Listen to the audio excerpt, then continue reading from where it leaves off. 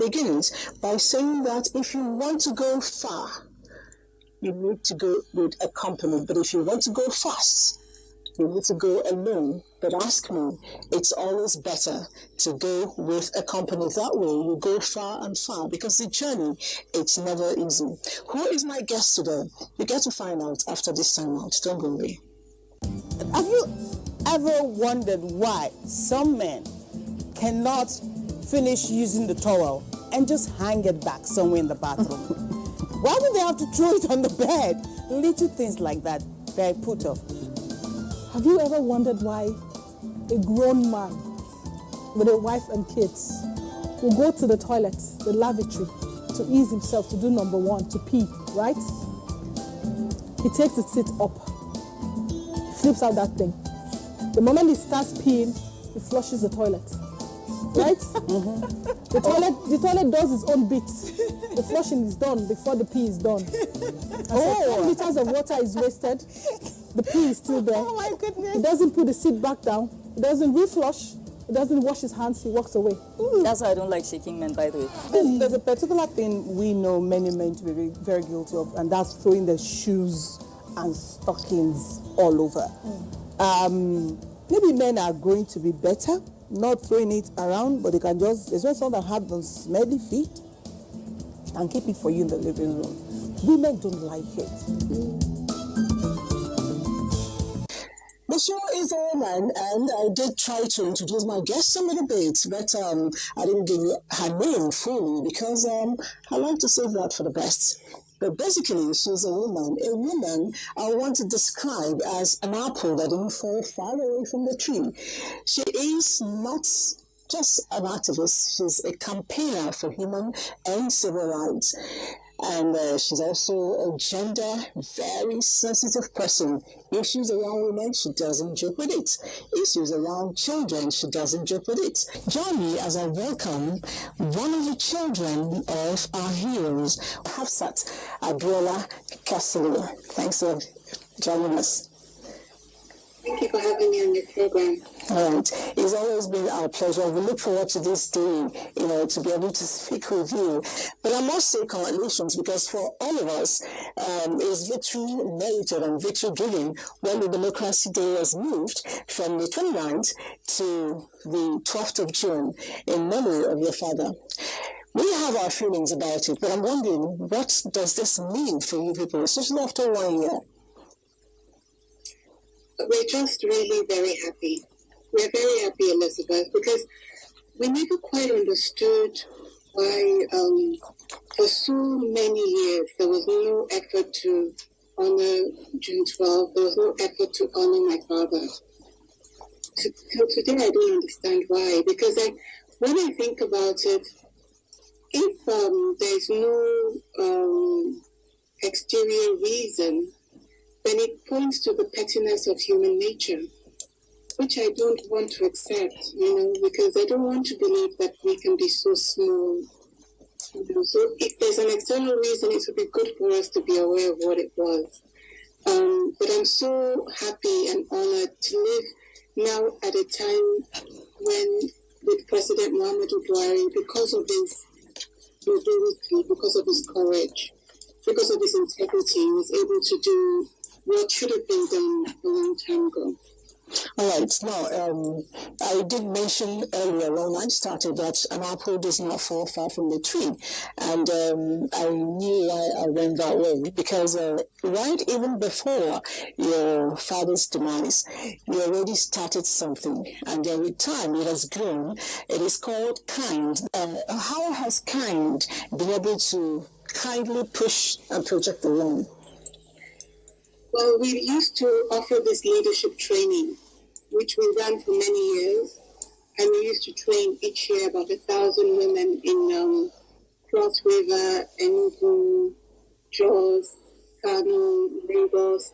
We just used to train all over the country, and we also convened a group of women's organizations for us to document the stories of women, their experiences of sexual violence and abuse, violence against women, which is unfortunately accepted by so many in our society. And so when we were able to gather their stories, we came up with a play called The V Monologues, the Nigerian story, that is actually what now is became. Do you know hearsay? Have you ever listened to hearsay? I know about hearsay, yes. Yes. Okay. So hearsay is based on those stories that we gathered, and they now perform all over the world, in the US, in Europe, and across Nigeria. So it's quite gratifying to see that we've done so much to raise awareness. And then we also do a lot of political training for women that want to vie for office. Some of the women we've trained have gone on to be commissioners in state government. But we need to do more. As you see, when you look at the representation of women in Nigeria's government, you can see that clearly we have our work cut out. But more and more, especially over the decades, have begun to realize that we need to focus on economic empowerment. I think the question we could ask is, what is keeping the whole country back? Because I think Nigeria's situation is not so very different from Africa's situation, from women's situation. And I think it's all related. And I think that the first step we need to make is to acknowledge that there are different kinds of chains holding back our country. And here I would like us to begin with mental chains. So we think of independence. We think 1960 we gained our independence. I would like us to really consider that we're not really independent, that we are within a global economic system that is actually not very good for Nigeria and not very good for most of the countries in Africa. Then I'd also like us to consider the fact that through the colonial encounter, we allowed our own traditions, our own institutions to be disrupted and set aside and replaced by institutions that were not really so empowering for our people. And among the Yorubas, the men had their own groups, the women had their own groups, empowering for our people. And among the Yorubas, the men had their own groups, the women had their own groups. The women organized themselves, they organized themselves in markets, they organized their economic activity. They were even queens who governed communities among the Yoruba. We left all of that for a political system that has completely set aside all women, but a small fraction, maybe 3%, in the House of Reps and 6% or so in the Senate now. So completely setting aside the women, but also setting aside anyone that doesn't have a lot of economic wherewithal. And you cannot manage a system like that and say you're a democratic system, because a democratic system says that the power is to people. It does not say it's power to rich people, or people with access to money. And if you think of our pre-colonial system, all people were heard. There were ways in which we engaged our leadership. We understood all those things. So, what we lost, by which I mean what we lost by adopting this modern system is so, and we don't even know that we've lost a lot. We spend so much time attacking ourselves, saying, oh, look, we're not managing this thing well. Well, we wouldn't manage it well when it's not something that is organic to us, that makes sense within our own culture. So we have to take the time to really understand how it works, to take the time to really teach our people about how it works, and to make sure that our people can defend their rights. If our people can defend their rights, we will see that women will emerge in equal proportion to men, because our society, if you look at where what is organic to us, like in our cultural sphere, women are as dominant in those spheres as men. Yeah, I recall that usually there are even certain things that tell you this belongs, to the women. Let them handle this. But now I haven't seen that, being mapped out. Maybe that's what you're talking about. But then, could this be the reason why we are having this increase in domestic violence, including rape? The girl child constantly is being raped. When your society is upside down, everything will be upside down. See, when the society was well governed, everything made sense. People understood that, look, even if the girl was naked and had waist beads, they understood not to touch.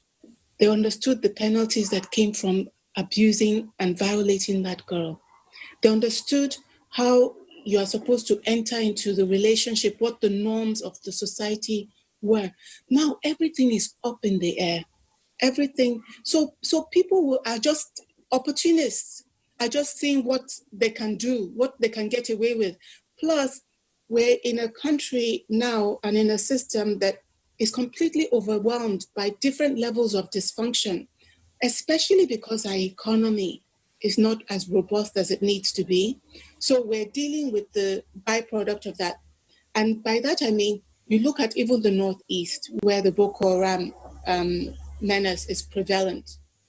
What is happening in the Northeast? It's also the part of Nigeria with the highest poverty, the highest number of young girls dying during childbirth, highest level of maternal mortality in Nigeria.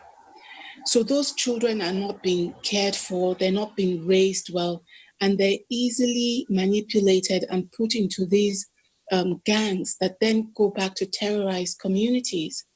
Now, this same Northeast used to be the food basket of Nigeria. Oh, yeah, sure, I recall that. Food basket of even the region. And they even have within that state of Borno, it's one of the states that was the strongest in pre-colonial Nigeria with the Borno Empire. Yes, they used to relate directly to the Middle East. They used to write and engage in intellectual discourse. They had this educational system. Now, all of that is up in the air, and they're going to slowly try to rebuild. But I think as we rebuild, we need to now say that we are building Nigeria for Nigerians. We need to be clear about that. We need to engage Nigerians from the local level, from the state, from the national. If you think about it, if we start to do it that way, then the issue of unemployment, how can we say we have unemployment when we also have so many children that need to go to school? The unemployed can be hired as teachers.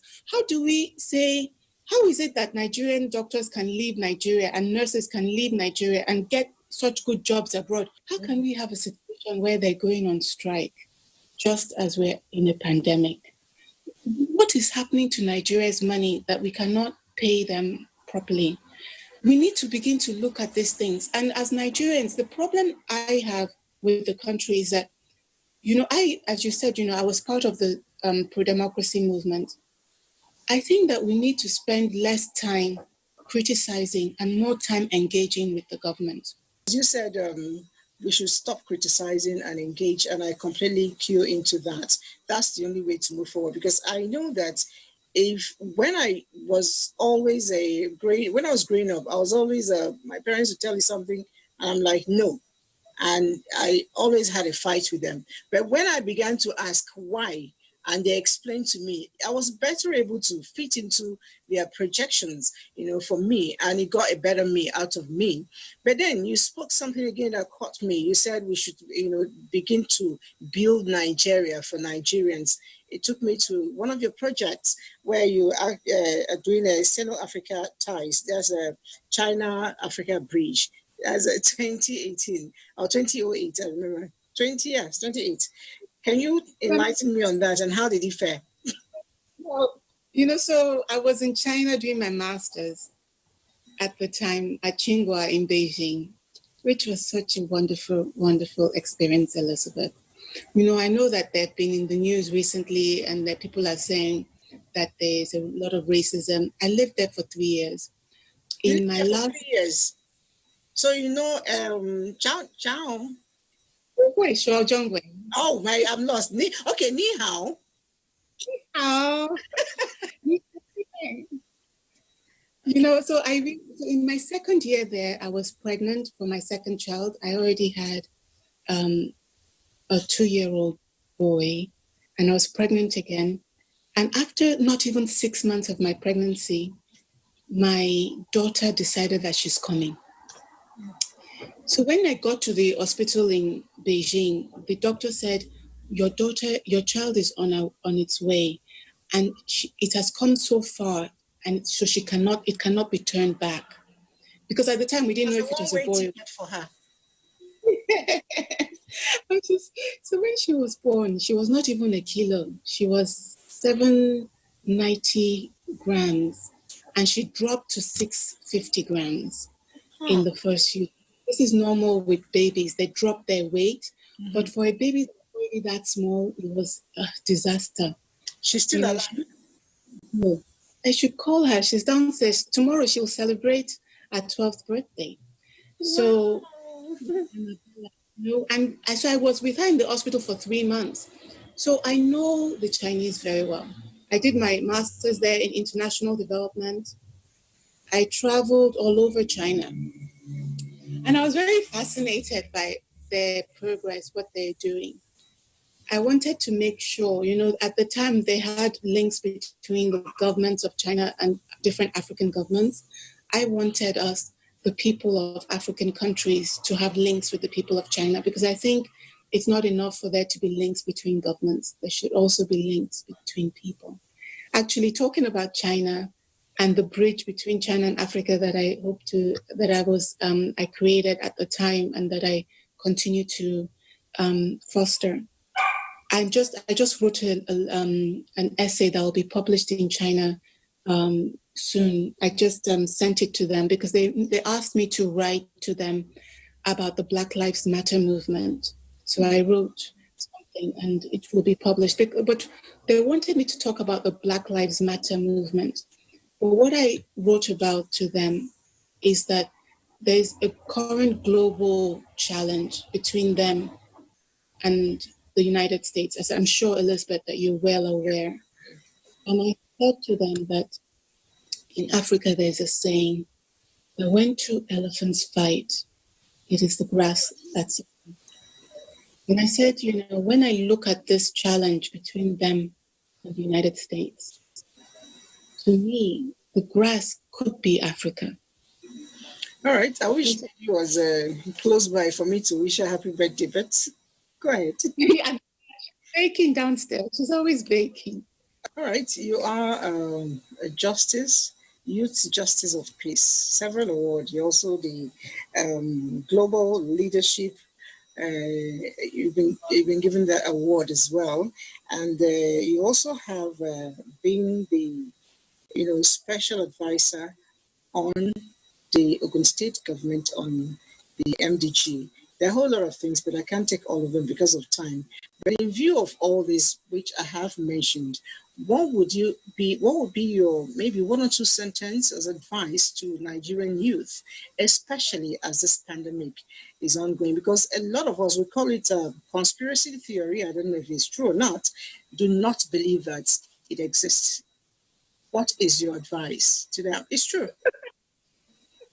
So, in Brussels here, I should quickly check online for the death counts in Belgium now, so I can be accurate with the information I give you. COVID-19 deaths in Belgium. I live right in front of an old people's home, so right in front of my window. You must see them a lot. Yes. So there were times when our cases were very high. We were having as much as the ambulance coming several times a day, and even the vehicle that comes to pick up dead bodies humming just every day. So so far, they've had almost 10,000 deaths. 10,000 deaths. Yes, deaths in Belgium. Belgium has about 11 million people. So far, we've had about 10,000 COVID-19 deaths. This disease is incredible, but the truth of it, Elizabeth, is that in Africa we see that it's not spreading as fast and the deaths are not as high as in Europe, in the United States.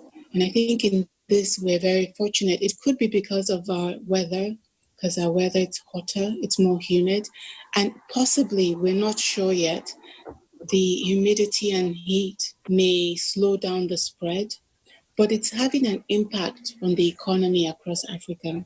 And this is something we need to be ready to tackle. Actually, on Friday, I'll be interviewing Dr. Hafiz Ghanem, who is the Vice President at the World Bank for Africa, and Dr. Franny Lotier of the Trade and Development Bank for Eastern and Southern Africa, to see what they're putting in place for women entrepreneurs as a consequence of COVID-19. Because we need women entrepreneurs across Africa to survive the year, because their businesses are under threat, then to be prepared to thrive in the coming years.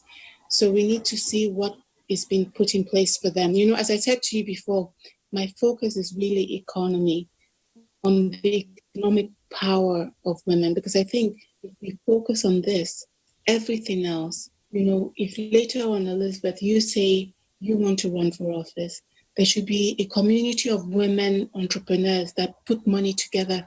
Like as soon as you say to them, I want to run for office, they should start every month, they put aside like maybe 1 million. And then by a year, you have more than enough to even start your campaign and to do all the things that you need to do without ever even having to meet with any man. Men are okay, and it's good to have male support. I had my father's support. I have my husband's support. I have, you know, I used to work for Senator Amosu. He was always a champion. I have no problem with men supporters, but oftentimes it's easier for men to support men. You should have women able to support you, and we should have women organized and able and ready to support other women. It will make a difference for our electoral rates. I think it's the fact that we're just not represented in the economy at the highest levels, that it's also having an impact on the politics. Going back to what I said about pre-colonial times, we organized the men and they were making contributions. We also organized the women, and we have to return to that. Women must be at par in the economy, and we will see parity across board in every domain. And it will become clear to men that women are not their playthings. We're not their sexual objects. We're human beings with rights that are inalienable and cannot be violated. It will be easier for us to protect the girl child. It will be easier for us to protect all women. All right. And this, I think, is what we focus on. Thank you so much. It's been quite exciting speaking with you.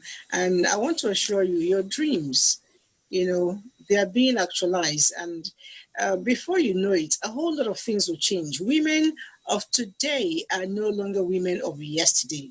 We're sitting up, we're buckling up, and we are taking the bull by the horn. I can assure you that. And I'll still go by what you like to say, that if you want to get it done, we must go in group. So we're all teaming up as sisters to ensure that we liberate women, we liberate the girl child. We're no longer object of abuse. Thank you. And we'll be speaking with Hafsat Abiola Costello.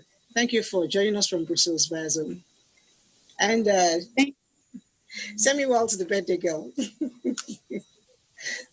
All right, so that has been it on The Woman. Next week, we'll bring you another exciting personality. Whatever it's worth, remember that the freedom you're enjoying today is a fight of people of yesteryears. And so we must ensure that we leave something for our children to benefit from us. We'll see you again next week. Bye.